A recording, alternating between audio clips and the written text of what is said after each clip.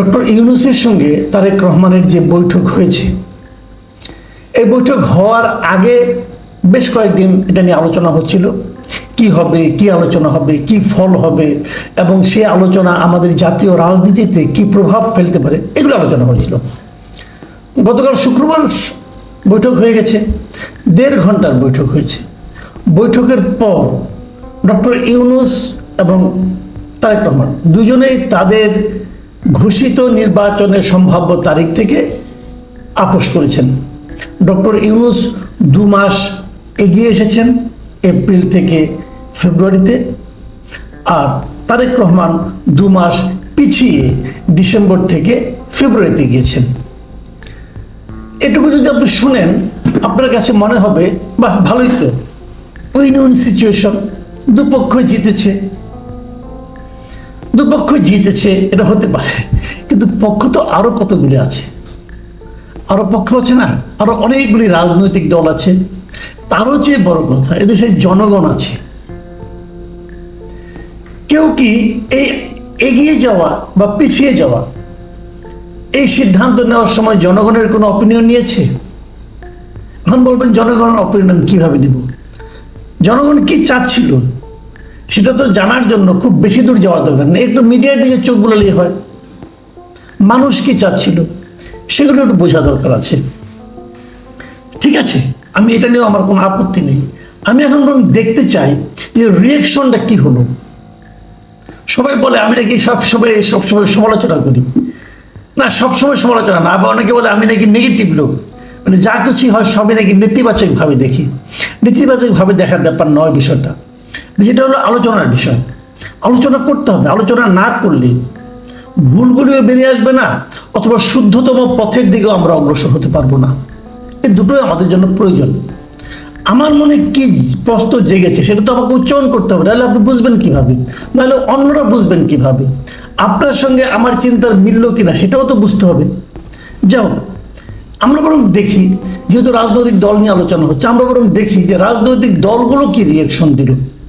রাজনৈতিক দলের মধ্যে কয়েকটা রাজনৈতিক দল এই মিটিংয়ের ফলাফল এবং এই মিটিং যেভাবে হয়েছে, সেই ঘটনা, এই সব মিলে কয়েকটা রাজনৈতিক দলে আমি একটা প্রতিক্রিয়া পেয়েছি, সমর্থন না প্রতিক্রিয়া পেয়েছি।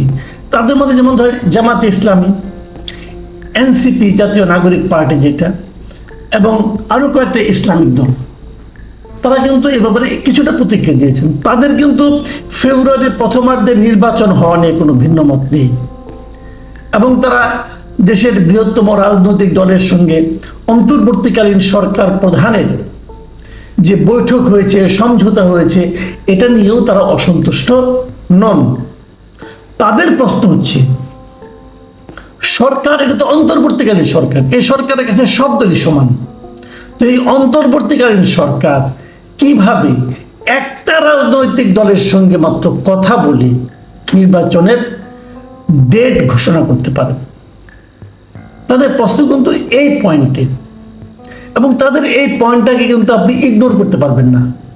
তারা প্রশ্ন করতেই পারে যে আপনি আগের বারে যখন ডেটটা ঘোষণা করলেন, তখন সকল রাজনৈতিক দলের সঙ্গে আলোচনা করার পর ঘোষণা করেছিলেন।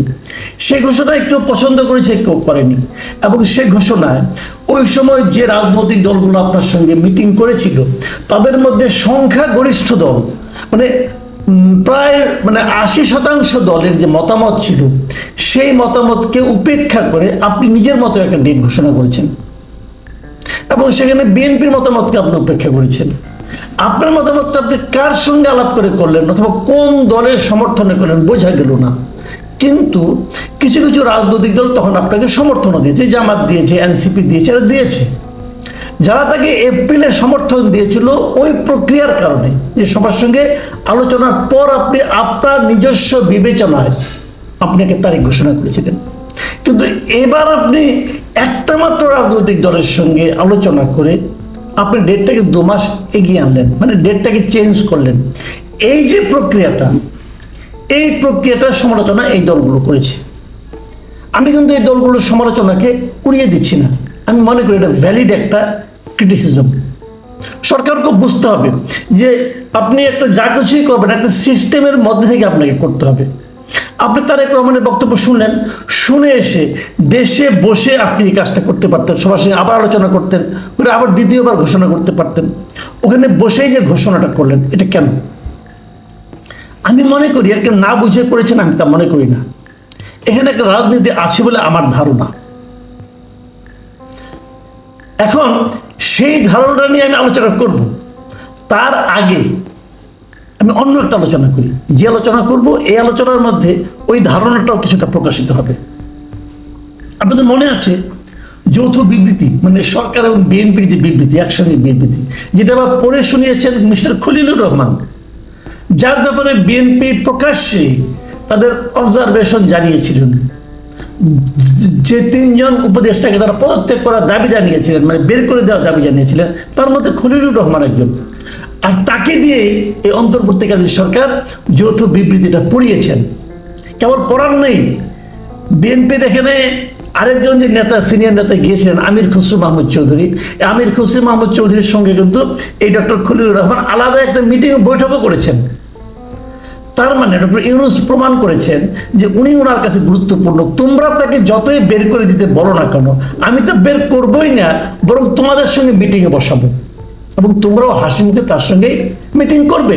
বিএনপি করেছে, আনন্দের সঙ্গে করেছে। এবং তারপর যখন তারা যৌথ বিবৃতি দিয়েছে, মানে একসঙ্গে যখন প্রেস কনফারেন্স করেছে, এখানে সাংবাদিকরাও ছিলেন, সেখানেও কিন্তু সেই যৌথ বিবৃতিটা পড়ে শুনিয়েছেন এই খলিলুর রহমান। উনি পড়ে শুনেছেন। এই বিবৃতি কে ড্রাফট করেছে এটা আমি জানি না, তবে ড্রাফটার মধ্যে যে একটা চাতুর্য আছে সেটা আমি কালকেও কিছুটা বলেছি, আবার বলি। এই যৌথ বিবৃতিতে আসলে ইস্যু এসেছে কয়টা বলেন তো? কয়টা ইস্যু? একটা ইস্যু এসেছে যে তারেক রহমানই যে পয়েন্ট এসেছে, ভালোভাবে খেয়াল করবেন, যে এই যে রমজানের আগে নির্বাচন করার যে প্রস্তাবটা কে দিয়েছে? তারেক রহমান দিয়েছে। এবং তারেক রহমান দেওয়ার সময় এটাও বলেছে যে এই প্রস্তাবে তার মা, মানে দলের চেয়ারপারসন খালেদা জিয়াও এইটাই চান। উনি এবং ওনার মা চান এটা, মানে ওনার দলের শীর্ষ দুইজন লিডার এটা চান। মানে প্রস্তাবটা তারেক রহমানের কাছ থেকে এসেছে। তারেক রহমানকে উনি আগে রিকোয়েস্ট করেছেন কি করেন না এটা আমি জানতে পারবো না, আপনিও জানেন না, কারণ আগে সব তো জানি, যতটুকু লেখা আছে অতটুকু আমি বলছি। খলিলুর রহমানের পড়া আছে, বিবৃতিতে বলা হয়েছে তারেক রহমানই বলেছেন। মানে ডিসেম্বর থেকে সরে ফেব্রুয়ারিতে তারেক রহমান প্রথম এসেছেন। আসার পর তাতে কি ডক্টর ইউনূস রাজি হয়েছেন? সেটা কোথাও বলা হয়নি রাজি হয়েছেন কিনা। উনি কি বলেছেন? যে যদি সব প্রস্তুতি সম্পন্ন করা যায় তাহলে রমজানের আগের সপ্তাহেও নির্বাচন আয়োজন করা যেতে পারে। সব প্রস্তুতি সম্পন্ন করার দায়িত্ব কার? তারেক রহমানের না, আপনার, আমার না, কার? সরকারের। এখন সরকার যদি সব সম্পন্ন করতে না পারে প্রস্তুতি, তাহলে হবে না। ক্লিয়ার করে কিন্তু বলেননি, অনেকে দেখলাম লাফাচ্ছে যে 19শে ফেব্রুয়ারি রোজা হবে, তার যদি আগের সপ্তাহে হয় তাহলে সাধারণত নির্বাচন হয় আমাদের এখানে বৃহস্পতিবার, তাহলে বৃহস্পতিবার হলে 12ই ফেব্রুয়ারি হয়। ডেটও দিয়ে দিচ্ছে অনেক পত্রিকা দেখলাম যে 12ই ফেব্রুয়ারি নির্বাচন। ডক্টর ইউনূস কি একবারও বলেছেন রমজানের আগের সপ্তাহে নির্বাচন হবেন না? উনি সেটা বলেননি। উনি বলেছেন হতে পারে। কিভাবে হতে পারে? যদি সব প্রস্তুতি সম্পন্ন করা যায়। আবার কি বলছেন? যে এক্ষেত্রে সেই সময়ের মধ্যে সংস্কার ও বিচারের পর্যাপ্ত অগ্রগতি অর্জন করা প্রয়োজন হবে। মানে এই সময়ের মধ্যে এই কাজগুলো করতে হবে। কি কি কাজ? একটা সংস্কার, একটা বিচার, এই দুইটা ক্ষেত্রে পর্যাপ্ত অগ্রগতি। মানে অগ্রগতি কতটুকু হলে সেটাকে পর্যাপ্ত বলা যাবে, এটা কিন্তু আপনি একটা বলবেন, আমি আরেকটা বলবো, ডক্টর ইউনূস আরেকটা বলবেন, আবার এনসিপি আরেকটা বলবেন। তাহলে এটা কিন্তু সমস্তটাই কিন্তু অনেকগুলি যদি কিন্তুর উপর নির্ভর করছে। করুন, আমি ওটা নিয়েও বলছি না, যা হবে ওটা কালকে আলোচনা করেছি আমি। এইটুকু বলার পর তারেক রহমান ডক্টর ইউনূসকে ধন্যবাদ জানাইছেন, ওনার এই অবস্থানকে স্বাগত জানিয়েছেন, দলের পক্ষ থেকে ধন্যবাদ জানিয়েছেন, এবং প্রধান উপদেষ্টাও তারেক রহমানকে ধন্যবাদ জানিয়েছেন। এর চেয়ে বেশি, এই কয়েকটা কথা বেশি ঘোষণার মধ্যে ছিল, এরকম কেউ আমি এখনো পাইনি, কোথাও দেখিও নি। আপনারা দেখছেন কিনা আমার মনে হয় না। দেখবেন না, কারণ এইটুকুই কথা। আমার প্রশ্ন হলো, তারেক রহমান এবং ডক্টর ইউনূস কতক্ষণ মিটিং করেছেন? 1.5 ঘন্টা। এইটুকু কথা বলতে 1.5 ঘন্টা লাগে? লাগে না। এইটুকু কথা বলতে 3 মিনিটে হয়ে যায়। তো বাকি সময় কি আলাপ করেছেন? সেই আলাপগুলো হলো ইম্পর্টেন্ট, খুবই গুরুত্বপূর্ণ। সেই আলাপগুলো আমার দেশের অন্তর্বর্তীকালীন সরকারের প্রধান, আমার দেশের একটা রাজনৈতিক দলের প্রধান একসঙ্গে মিটিং করেছেন 1.5 ঘন্টা। আমরা জেনেছি মাত্র 3-4টা বিষয়, তাও সবগুলি নির্বাচন বিষয়ক বিষয়। আরেকটা জিনিস জেনেছি যে তারেক রহমান তাকে বই এবং কলম উপহার দিয়েছেন। বাকি সময় ওনারা কি আলাপ করেছেন, কি নিয়ে কথা বলেছেন, সেটা কি জানার প্রয়োজন নাই? ডক্টর ইউনূস গত 10 মাসে কি কি কাজ করেছেন, সেই কাজগুলো সম্পর্কে বিএনপির যে মূল্যায়ন, সেগুলিকে তারেক রহমান ওনার সঙ্গে শেয়ার করেন নাই? করা কি উচিত নয়? বিএনপি যে যে ইস্যুতে, যেমন আপনার ওই করিডোর বলে, মানবিক করিডোর বলেন, মানবিক প্যানেল বলেন, কি কি না নতুন নতুন নাম দিচ্ছে, সেই আরাকান রাজ্যে দেওয়ার যে প্যানেল অথবা করিডোর যাই বলেন, সেটার ক্ষেত্রে বিএনপি যে প্রতিবাদ করেছিল, সেটা বিএনপির দলীয় প্রধান হিসেবে উনি কি জিজ্ঞাসা করতে চেয়েছিলেন এটা আপনি কেন দিয়েছেন অথবা কেন দিতে চাচ্ছিলেন? অথবা আমাদের টার্মিনালকে, সামুদ্রিক টার্মিনাল যেটা আছে সেটাকে, বন্দরের, সেটাকে দেওয়ার ব্যাপারে উনি যে বিদেশি একটা কোম্পানিকে আনছেন, এই ব্যাপারে তারেক রহমান তাকে প্রশ্ন করেছিলেন? আমার ধারণা করেছিলেন, কারণ এটা একটা গুরুত্বপূর্ণ বিষয়, করা তো উচিত।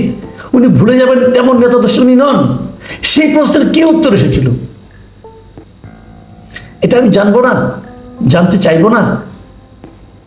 আমার দেশের স্বার্থ, আমার দেশের পলিটিক্যাল পার্টির একটা বড় পার্টির নেতা কিভাবে সংরক্ষণ করছেন, কিভাবে সে বিষয়ে কথা বলছেন, সেটা জানার অধিকার কি আমার নাই?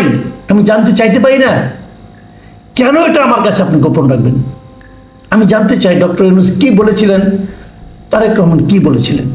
আমি জানতে চাই কোন কথার কি উত্তর হয়েছিল, অথবা ওই ওই বিষয়গুলোতে কি আলোচনা হয়েছিল। অন্য কোনো বিষয়ে আলোচনা হয়নি, কেবল নির্বাচনে আলোচনা হয়েছিল। কেবল নির্বাচনে আলোচনা হলে 1.5 ঘন্টা ধরে এই একই আলাপ করেছেন ওনারা। কিভাবে? প্রথম প্রস্তাবটা কে দিলেন? এইগুলি কিন্তু আমার মনে হয় এই দেশের মানুষকে জানাতে হবে। যদি আপনারা না জানান, নাও জানাতে পারেন, আপনাদের ইচ্ছা, যদি আপনি না জানান, তাহলে মানুষ নানা ধরনের নানা কিছু কল্পনা করবে, নানা কিছু সন্দেহ করবে, নানা কিছু লেনদেনের কথা উচ্চারণ করবে। সেগুলো শুনতে ভালো লাগবে?